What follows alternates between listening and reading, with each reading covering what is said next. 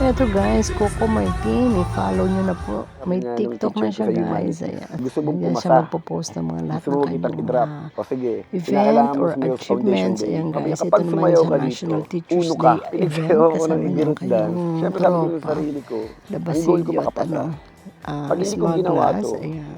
definitely 5 ko, hindi ako Sayaw-sayaw. makakagraduate. Pakinilig Yung ang mga ginawa ko teacher nun, kay kahit na Coco Martin nakakahiya, dito at alam kong siyempre pagtatawanan At ako lahat ng mga syempre, kaklase ko, support ng ang mga tunay, barkada ko. si Ginawa Julia ko, Montes sa sumayaw ako ng kanya. group Ayan, dance. pinupromote yung kanyang TikTok. Ang aming pamantayan sa lahat ng aming mga ginagawa o desisyon sa buhay niya.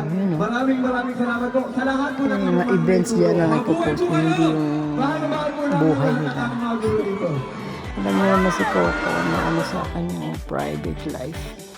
Opo, totoo nga po, si Coco Martin ay nasa TikTok na po, kaya don't forget to follow. Pagtapos ng event sa VGC, kumain sila yan guys. So, after no Urban Smiles event, ayun, parang nagtitingin ng mga orders yan. Ayan,